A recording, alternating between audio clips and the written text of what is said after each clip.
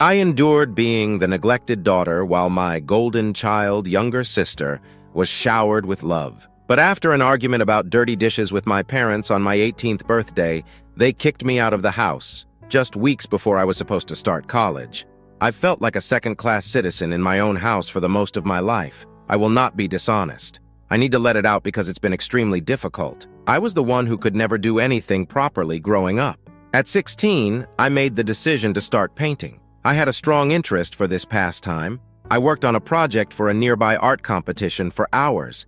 I was so happy with my finished product that I couldn't wait to show my folks. However, my mother looked at it and commented, "Well, it's not exactly a masterpiece, is it?" rather than offering encouragement. I then showed it to Elsa, who gave it a grudging compliment before returning to her homework. I was devastated. My father didn't even bother to give it a glance. His attention was diverted by Elsa's latest dance video. My first serious boyfriend at the age of 15 was one of the worst experiences of my life. I was eager to present him to my family because I was so excited about it. Though I knew it would be a significant step toward feeling more connected to him, I was really apprehensive. Rather, my parents hardly acknowledged him. All they said was that he didn't appear like the kind of guy they thought I would date. My mother even went to the extent of making a joke about how he appeared to be from a different neighborhood. I felt ashamed. They never tried to get to know him or offered me any encouragement in my relationship. And then there was the occasion when I contracted the illness quite badly. I spent days in bed, feeling hopelessly depressed. Not even my parents bothered to see how I was doing. They were overly preoccupied with Elsa's performance rehearsal. I recall feeling totally abandoned as I laid in bed, listening to them talk about her outfit and itinerary. Elsa only smiled patronizingly and remarked, "I hope you're feeling better now," when she got home, before leaving to spend time with her pals. The worst thing is that Elsa never truly valued or showed appreciation for me. I made an effort to talk to her and discuss details of my life, but it seemed like she was never too busy or too bored. I confided in her about my hurt feelings due to the partiality, but she dismissed me with a remark that suggested I was exaggerating. Our parents adore us both. However, it seems as though they would truly love us both. Why was I always the last person to be considered? Even though I made an effort to connect with her through our mutual love of movies and books, she was never interested in talking about her friends or herself. When she got home after a weekend trip with her friends, for instance, she would talk endlessly about her recent experiences and how great her friends were, never once asking me about my week or how I was doing. I always had the impression that I was merely a background to her life, an observer in her epic story. I could go on and on about all the little times I felt ignored or that food wasn't important enough. Living in Elsa's shadow and always feeling like the backup plan or afterthought has been a lifetime. The worst thing is that my parents are never able to witness it. They believe they are being equitable and that they love each of us equally. But it seems so obvious to me that they love Elsa on a whole different level. I occasionally question whether there's something wrong with me or whether I'm simply undeserving of their love and care. However, after that, I reflect on all I've done, every approach I've taken to establish my worth, and it seems like my efforts are insufficient no matter how hard I try. Even when I've tried to discuss it with my parents, they either brush me off or say I'm being too sensitive. They say things like Elsa's accomplishments are just more apparent or that you're hallucinating things, but it doesn't lessen the agony. My 18th birthday was therefore 2 days ago. To put things in perspective, Elsa and my birthday are only 1 day apart, so you can guess the normal nature of our family's celebrations. I've always had the depressing impression that Elsa's birthday simply eclipsed mine as a child. However, I made the decision to simplify things this year. I was wise enough not to anticipate a lavish celebration. I've pretty much stopped having grandiose dreams at this point. I then admitted to my parents that all I really wanted was a small group of my friends and family and a private supper at a fancy restaurant. To be honest, considering everything, I thought that was a reasonable request. I was ecstatic to turn 18 this year. It felt like a significant accomplishment. It's the age, after all, at which you can finally declare yourself to be an adult legally. Anticipating it as a means to commemorate my growing independence and say goodbye to my adolescence, I was looking forward to it. I had chosen this stunning garment that I had been admiring for several months. This elegant navy blue dress with a hint of shine gave me the impression that I was finally starting to feel like myself. I even made the extra effort to locate the eatery I believed would be a hit with everyone. I finally decided on a location with fantastic views and a homey feel after doing some research. It seemed like the ideal choice for a low-key birthday meal. I took the time to look for the greatest restaurant, making sure it was a place that everyone would agree upon. I didn't want any last-minute disagreements about where to eat or stress. My goal was for the evening to run as smoothly and pleasurably as possible. I therefore discovered this adorable tiny bistro that had a decent selection of both vegetarian and non-vegetarian cuisine. Just to be sure, I gave them a call in advance to make sure they had a table reserved for us. I was eager for the evening when I eventually got everything set out. I had the impression that everything had gone perfectly and that this would be a memorable occasion. I informed my mother about the restaurant and the time I believed would be most convenient. I expressed my desire to begin dinner at approximately 7 o'clock, and she concurred. She even promised to ensure that everyone arrived on schedule. The fact that at least one aspect of the entire procedure appeared to be going well made me feel so relieved. The days before my birthday, I was giddy with anticipation. I prepared the shoes, the outfit, and even a small amount of makeup. I wanted to look my best and feel comfortable for the situation. I was expecting that for once this year would be different from the norm and that I would truly be able to appreciate my birthday. Though modest and intimate, it was precisely what I had hoped for. No elaborate decorations or large celebrations, just spending a lovely private meal with those I value. I believed that my family would have an opportunity to express their gratitude for me as well. Considering how little I had asked for, it seemed like a realistic expectation. I arrived at the restaurant at 6:45 and waited outside for 15 minutes to avoid appearing overly eager and going in early. Since it was my special day, I reasoned that it would be kind to give everyone a little extra time to arrive. I made the decision to follow the plan and wait until 7 p.m. because I wanted to make sure everything was flawless. Prior to entering, I hoped to find everyone assembled and prepared to celebrate when I eventually made my way inside at 7.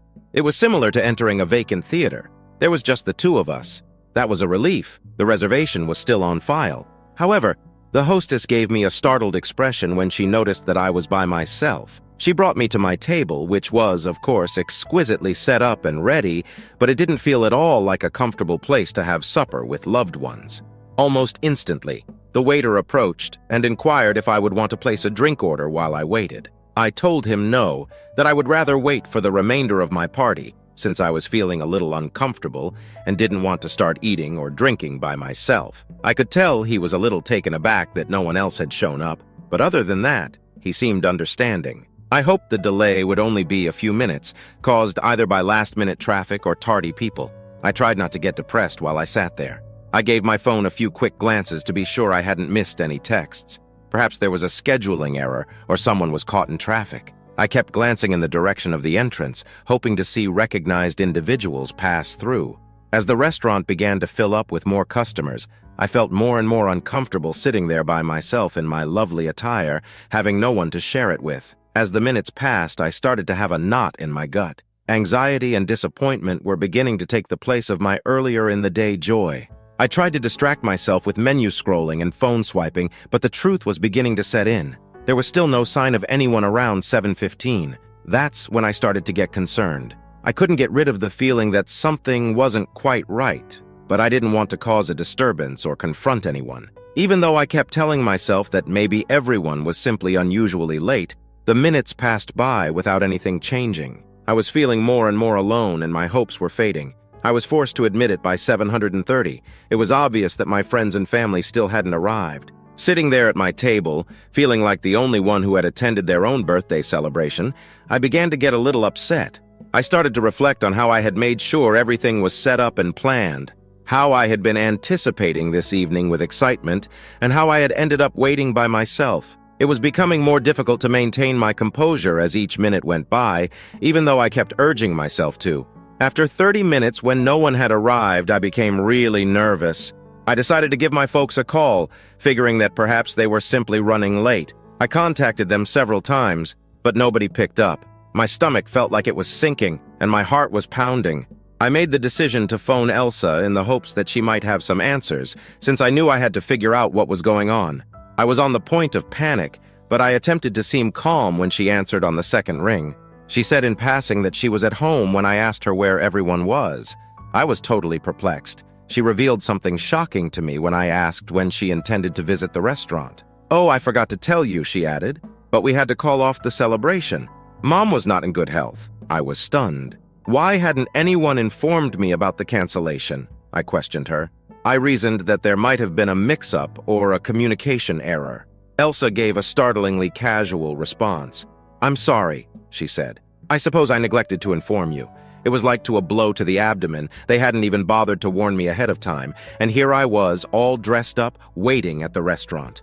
I made an effort to digest her words. I asked her if there was any way to save the evening, if Mom was okay, or if there was any chance they could still make it.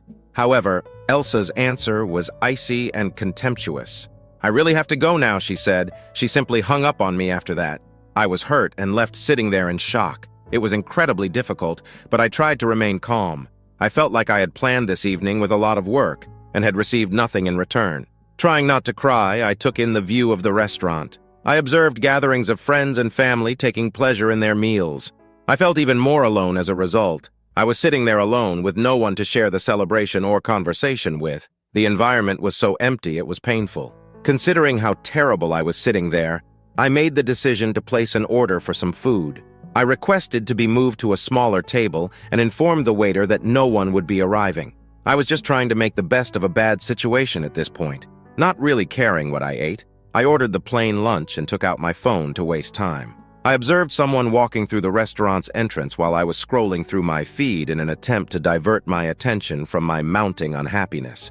To my surprise, as I looked up, there was my grandfather. I assumed my mom had invited everyone, so I wasn't expecting him to show up. The sight of a familiar face honestly startled and relieved me. He said happy birthday as he approached with a kind grin. As he got closer, I experienced a wave of emotion. I got up and embraced him tightly. It was one of those hugs you needed when it seemed like everything else was crumbling. It felt like a tiny ray of hope in an otherwise dismal evening. So I thanked him for coming. Glancing around, he asked me where the others were. I was trying to hold it together and had been fighting back tears up until that point. But when he posed that straightforward query, it was as though a dam had broken. I was at my breaking point. That's when, in the middle of the restaurant, I started bawling. My cheeks turned red, and I could feel the tears welling up. Taking a deep breath, I attempted to explain the events that had occurred. I sobbed as I told him about how I had come early, how nobody had turned up, and how Elsa had called to let me know that Mom wasn't feeling well, so the party was canceled. I informed him that on my particular day, I had been sitting there by myself, feeling utterly forgotten and abandoned. With patience, my grandfather listened, and I could see worry in his eyes. He told me he was so sorry and put a consoling hand on my shoulder. He claimed that he arrived as quickly as he could and that he was unaware of the cancellation. He was obviously upset by the circumstances, and his presence was a much-needed consolation. While we waited for my food to arrive, we talked. To cheer me up, he told me some jokes and related some experiences from his day. Though it wasn't as exciting as I had anticipated, his presence gave the meal a celebratory vibe. I felt a sense of relief as we spoke. I was disappointed by my family, but at least I wasn't alone. It was difficult to savor the cuisine to its fullest when it finally arrived. I was left with a bad taste in my mouth from the previous events, so I picked up my plate more out of habit than appetite. Ever the trooper, my grandfather made sure to keep the conversation lively and interesting. He took advantage of the circumstance and kept me company. When my grandfather and I arrived home that evening, I was still feeling a little raw. All I wanted to do was crawl into my room and close my eyes. I remained silent in front of my parents. I simply headed directly to my room and shut the door. I was hoping for a little quiet time.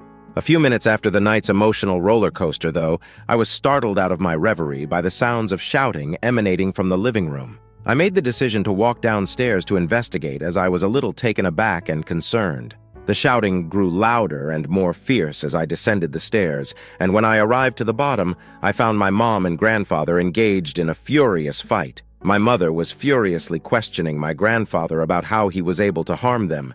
She spoke in a disbelieving and angry tone. I didn't know what to think. What they were arguing over was unknown to me. It was obvious that this was more than just a typical family argument as I stood there attempting to make sense of the circumstances. I could tell from what I could see that the disagreement also involved my grandfather. It seems that my grandfather changed his mind after telling my mother that he would leave his house in his will. My mother was still the entitled brat she had been when she lived with my grandfather, who was quite angry about this. Clearly unhappy over her treatment of me, he was also ashamed of it. His own granddaughter. During the heated argument, my grandfather turned to face me, inhaled deeply, and wished me a good birthday, and made his way toward the entrance. It was an odd time, a moment of conflicting feelings. His encouraging comments gave me some little consolation, but the turmoil that had descended was too much to bear. Without saying anything else, he disappeared, leaving me to stand there and attempt to take it all in. My mother turned to me and gave me a serious look when he left. She insisted on knowing what I had shared with him. The question took me by surprise, but I made an effort to remain composed. I just told it like it was, saying nothing. After all, it was the real deal. About how Elsa had casually stated that the party was canceled without properly warning me, and how I had been left alone on my birthday. Anger twisted my mother's face, but before she could say anything more, I simply turned and headed back to my room. Exhaustion and frustration mixed as I leaned against the door and shut it behind me. It had seemed like a long night, and I had hoped for a tranquil end to a challenging day. I eventually collapsed into my bed and attempted to quiet my racing mind. I wanted to skip ahead to the rest of the night because I was so emotionally spent.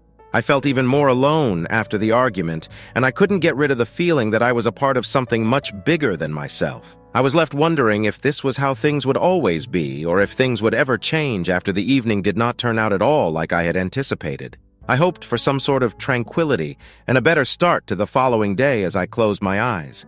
The following day when I awoke, I had the impression that I was in a whole other universe. The whole ambiance of the house seemed chilly and uneasy. I felt invisible because of the icy distance with which my family was treating me. In comparison to the typical pandemonium and warmth of family gatherings, it was quite different. As soon as I came downstairs, I saw that everything was ready for Elsa's birthday. Overnight, it felt as though a whole switch had been flipped.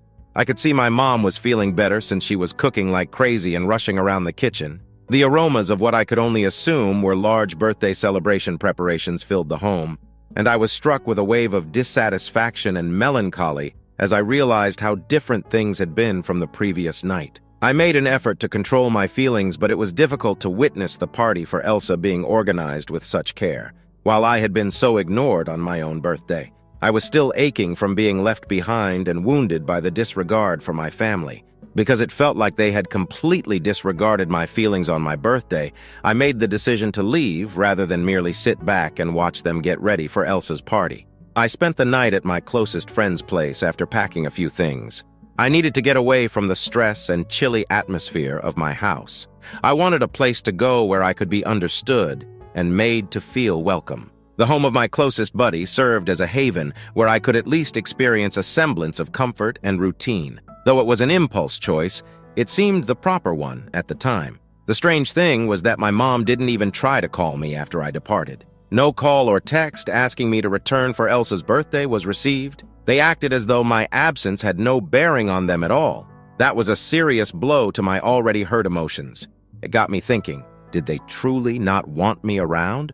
Or were they simply indifferent to my presence and not interested enough to want to get in touch? I'm now writing this piece while sitting at my best friend's house and attempting to make sense of everything that has transpired. It's difficult for me to get rid of the rage and grief I'm experiencing. It's annoying to feel like I'm so unimportant to the ones I should be closest to. I'm attempting to ascertain how to handle these feelings and proceed. I'm contacting you because I need some guidance. How can I deal with having these feelings? How can I get past my feelings of grief and rage about what happened? Instead of letting this destroy me, I want to figure out how to get past it. Right now, any guidance or words of support would be greatly appreciated. I appreciate you listening to my tale. First update. Hello to all of you. I have a lot of news to share with you. My residence has been evicted from me. Yes, the sound matches the drama. My parents evidently couldn't wait for me to go to college, even though it's just a few weeks away. The most insane aspect? It all began when I neglected to do the dishes. This is how things transpired then. One night, my mother lost it totally because I hadn't gotten around to doing the dishes. She became really angry with me, accusing me of being entitled and ungrateful, saying that I never helped her around the house and all that kind of stuff. She seemed to be exaggerating the situation greatly. I made an effort to clarify that it was only one night and that I had been really busy getting ready for college, but rather than being calmer, her anger just increased. Yes, I gave up on patience too. I retaliated angrily, telling her how I felt about the way they had treated me all these years, how I was always the one who was overdone, and how my birthday was just another instance of their disdain. After I let everything out that I had been holding inside for years, I was unable to control myself. I told her about my upset feelings over everything, including the emotional detachment and Elsa's preference. That, as you may imagine, did not go down well. When things grew incredibly hot, my mom shouted for me to go as her face brightened red. Though not surprised, I was astounded. Although I had predicted this for some time, I didn't anticipate that something as unremarkable as the dishes would set things off. I left without waiting for any further drama. I laughed as I grabbed the bag and added some necessities. I didn't even try to provide a lengthy farewell or explanation. I had to leave before things worsened because I was too angry. I told my mother that I needed to be somewhere else for the time being, and that I would return for my belongings when I went to college. I went directly to the home of my closest friend. As I was heading there, I gave her a call to see if it would be okay if I crashed there for a while. Fortunately, she informed me I could stay for however long I needed to and was really accommodating. Ever since, her apartment has been a refuge for me. Now I'm at a loss on what to do. Second update. Hello to all of you. Though it has only been a few weeks since my last post, I felt it was only right to inform you all on my progress. To be honest, I haven't been doing much of anything, although there is some news that you might find interesting. I finally had an opportunity to speak with my grandfather yesterday, following the entire ordeal of getting ejected and all. I had the want to tell him what was going on. I gave him a call and informed him of the entire disorganized state of affairs. My argument with my mother, the consequences with my family, and how I ended up getting kicked out. He had, to put it mildly, a rather strong reaction. When he learned what had transpired, he became utterly infuriated. He was astounded that a matter as unimportant as dishes could cause such a heated argument. More than anything, though, he was angry with me for not getting back to him sooner. He replied that had I called him sooner, he would have been happy to assist me. He was willing to help, so hearing that feeling of relief was mixed with annoyance at how everything was happening at once. We ended up talking about what had happened and how I was feeling for quite some time. Having someone who was prepared to stand up for me and who could relate to my side of the story was incredibly consoling. He gave me comfort, telling me that I didn't have to face this alone and that he was on my side. Knowing that at least one member of my family was truly supportive made me feel good. The day after tomorrow, my grandfather has made the decision to help me move my belongings out of my parents' house. Knowing that I won't have to handle this on my own is a great relief. He's going to assist me with organizing and packing everything I need for college. To be completely honest, I'm a little anxious about seeing my parents again at the house, but having my grandfather there gives me a lot more self-assurance. 3 updates. Hello to all of you. I am sorry to inform you that I have another update, but it is not a good one. With my grandfather's assistance, I was finally going to get my belongings from my parents' house yesterday. When we got to my parents' house, though, things took a terribly bad turn, and I was horrified to see that practically everything I owned was disappeared. As it turned out, almost everything had been donated or thrown away. Only a few worn-out notebooks remained. I had eyes I couldn't believe. It seemed like a complete invasion of my personal property. I had no idea what to say. I naturally brought it up to my folks. I asked them if they knew where all of my belongings had disappeared and what had become of them. They laughed at me in response. They genuinely chuckled. It felt as though they laughed at my anguish. I was in disbelief and devastated. I couldn't contain my tears as it felt like a final slap in the face. When he saw how they handled me, my grandfather became enraged. Though I could sense he wanted to approach them more forcefully, he maintained his composure despite having a red face. Rather than engaging in a heated dispute, it would be better if he just left, he decided. Especially since I was already in such a vulnerable state, it wasn't worth getting worse. The tears really started to come when we got back in the car. I was sobbing quite a bit, feeling so emotionally spent and completely devastated. My grandfather, the amazing helper that he is, made every effort to console me. He expressed his regret to me for how things had transpired and expressed his wish that he could have taken more action.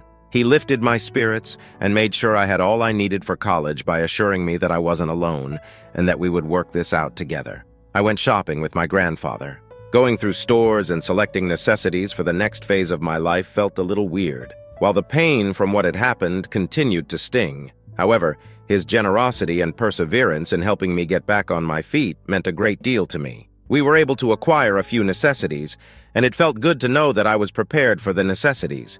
In addition, my best buddy informed me I could take everything I wanted out of her belongings. She promised to get me supplies, clothes, and whatever else I needed. It brought me great comfort to know that I had individuals who actually cared about me and wanted to assist me during such a trying time.